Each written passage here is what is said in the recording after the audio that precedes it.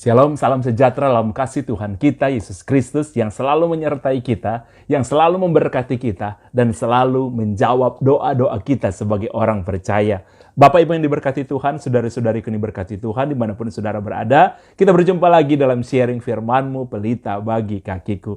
Mari sama-sama kita buka firman Tuhan hari ini, yang saya ambil dalam Mazmur pasal ke-34, sekali lagi, Mazmur pasal yang ke-34, ayat 19 sampai yang ke-21, kita mulai ayat ke-19, firman Tuhan mengatakan demikian. Kemalangan orang benar banyak, tetapi Tuhan melepaskan dia dari semuanya itu. Ia melindungi segala tulangnya, tidak satu pun yang patah. Kemalangan akan mematikan orang fasik, dan siapa yang membenci orang benar akan menanggung hukuman. Bapak Ibu yang diberkati Tuhan, apa yang kita baca tadi, itu Mazmur yang mungkin juga termasuk ayat favorit bagi saudara, atau mungkin Mazmur yang pernah saudara baca berkali-kali. Kemalangan orang benar itu banyak.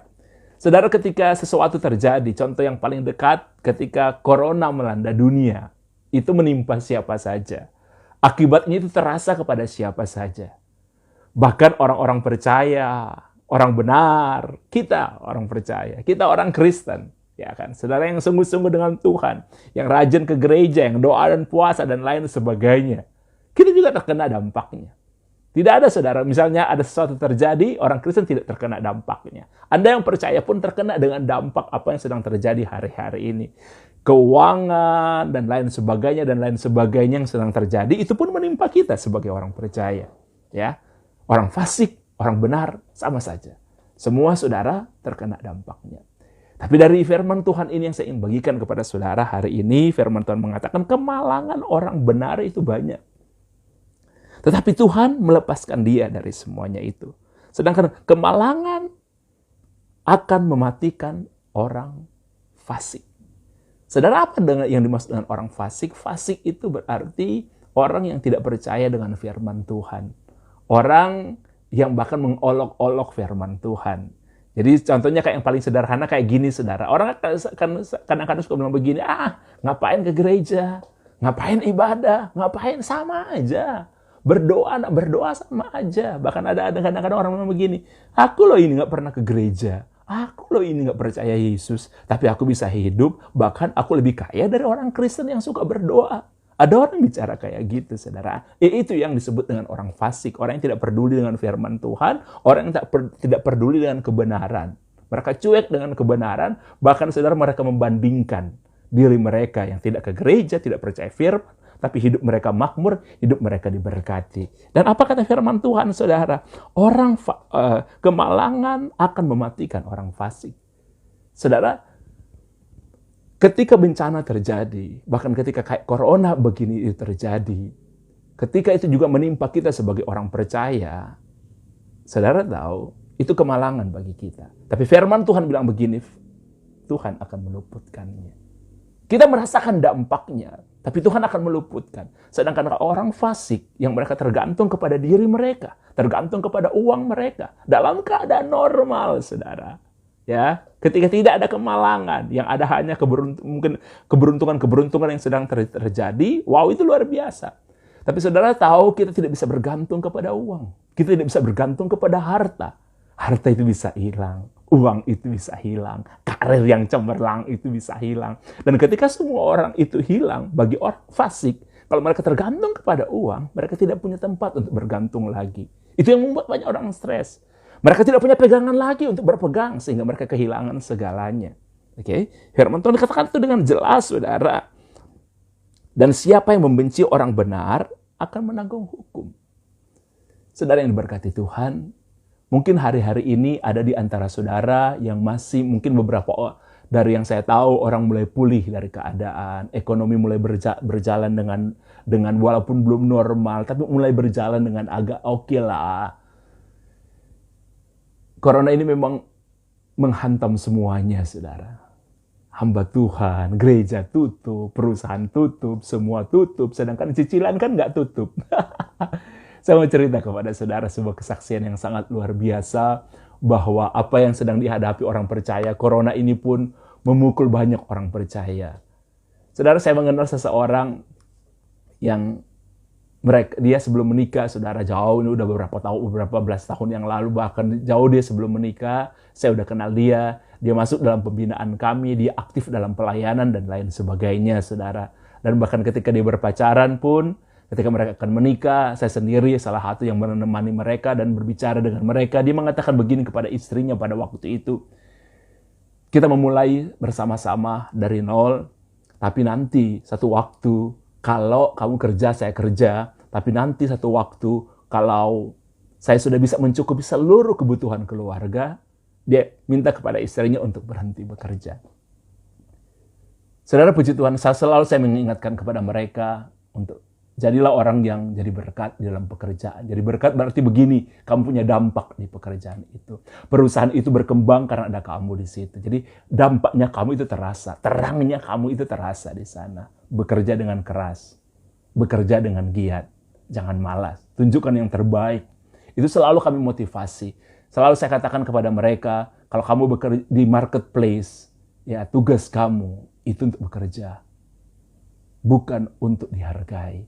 Karena kadang-kadang saudara, saya menemukan teman-teman ketika mereka merasa saya sudah berusaha dengan baik, tapi kok tidak dihargai. Selalu saya bilang, penghargaan itu adalah bonus. Selalu yang saya katakan itu kepada anak-anak binaan kami. Dan dia itu termasuk orang yang bekerja keras. Dia dan istrinya. Dan mereka akhirnya sukses, anak ini naik karirnya dengan sangat luar biasa. Sehingga gajinya boleh katakan besar banget, saudara. Dan satu kali, saudara, beberapa tahun yang lalu, dia dengan istrinya berdiskusi dan dia dari apa yang dia terima, yang dia bisa bawa pulang ke rumah, itu sudah bisa menutupi seluruh kebutuhan keluarga ini. Dan akhirnya, saudara, beberapa tahun yang lalu istrinya resign, tidak bekerja lagi. Saudara, dia salah satu orang yang sangat percaya bahwa ketika mulai ada kabar, ya Januari itu, Februari bahkan, Corona mulai melanda China dan mulai tersebar di beberapa tempat. Dia salah satu orang yang percaya, saudara, bahwa Corona tidak akan sampai ke Indonesia. Bahkan, saudara, ketika bulan Maret ternyata Corona mulai menyebar di Indonesia, dia salah satu orang yang percaya, karena kadang kami berbincang, saudara, dia salah satu orang yang percaya bahwa Corona ini, saudara, tidak akan bertahan lama. Seperti kayak SARS, ya, dan lain-lain, flu burung dan lain sebagainya, yang hanya bertahan beberapa waktu. Dia tidak menyangka, saudara, bahwa ini ternyata akibatnya panjang. Ternyata akibatnya sangat panjang, dan itu akan berdampak, saudara, dengan apa yang kehidupan ekonominya. Nah, di perusahaan di mana dia bekerja, saudara, akhirnya menetapkan satu aturan, ada pemotongan gaji. Jadi, di tempat dia bekerja, semakin tinggi jabatan seseorang, semakin tinggi potongannya. Semakin rendah jabatan seseorang, semakin rendah potongannya. Bahkan yang paling di bawah sekali, saudara, tidak menerima pemotongan. Itu kebijakan yang ada di tempat dia mana dia bekerja. Oke, dan semua ini saya sudah minta izin untuk disaksikan, saudara. Dan karena dia salah satu orang petinggi di tempat itu, saudara, dia mendapatkan potongan gaji sampai 70%. Sebenarnya kalau mau dipikir kalau mau dilihat secara sepintas lalu, apa yang dia bisa terima tetap lumayan besar. Walaupun sudah dipotong 70%, kalau kita coba melihat sepintas lalu, tetap lumayan besar. Tetapi itu tidak bisa menutupi seluruh kebutuhannya. Karena biasanya orang begini, saudara, kalau orang zaman sekarang ya ternyata keluar, dia umurnya di bawah 40, saudara. Jadi biasanya kalau misalnya gaji kita naik, pendapatan kita naik, biasanya gaya hidup kita juga naik. Yang dulunya anak binaan kami ini, dia cuma berlibur paling ke Bali, kalau ke luar negeri, Malaysia, Singapura. Saudara tahu beberapa tahun belakangan, saudara, dia dengan istri udah bisa berlibur ke Eropa, ke Amerika, ke Australia. Dari biasanya mereka hanya membeli barang-barang yang biasa, mereka sekarang bisa branded yang hebat.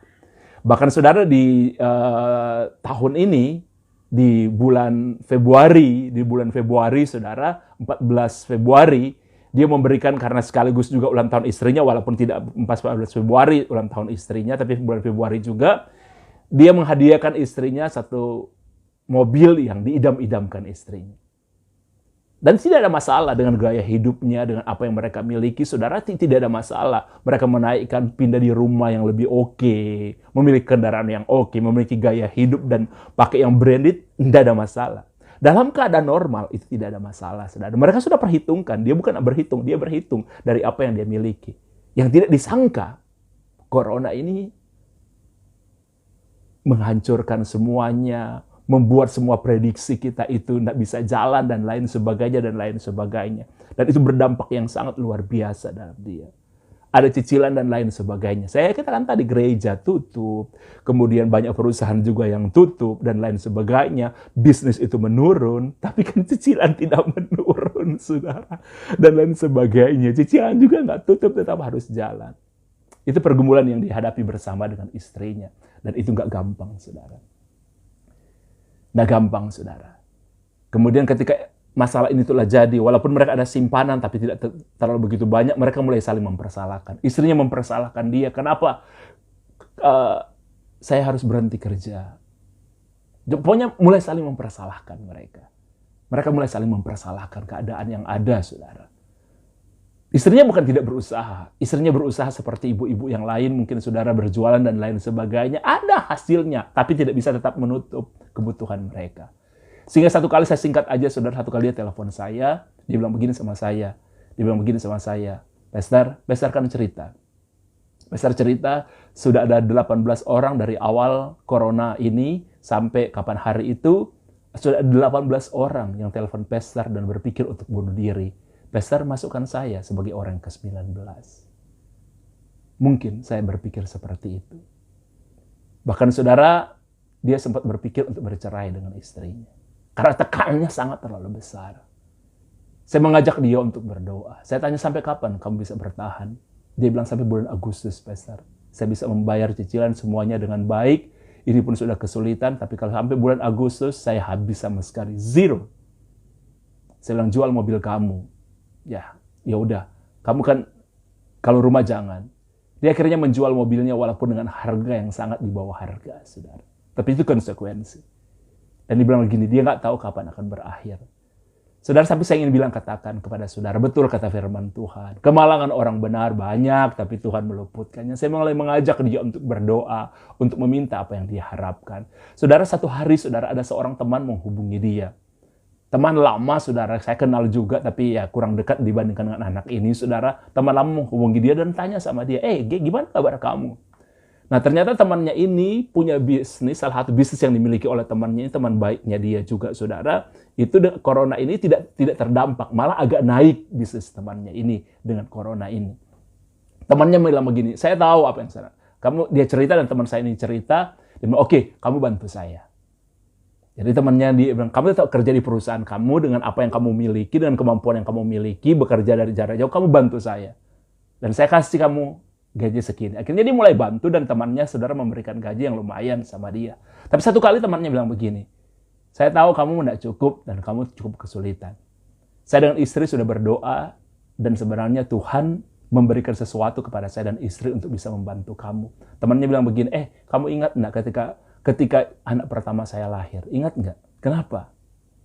Saya nggak punya uang untuk membayar rumah sakit istri saya. Kamu masih ingat nggak? Siapa yang bantu? Siapa? Kamu.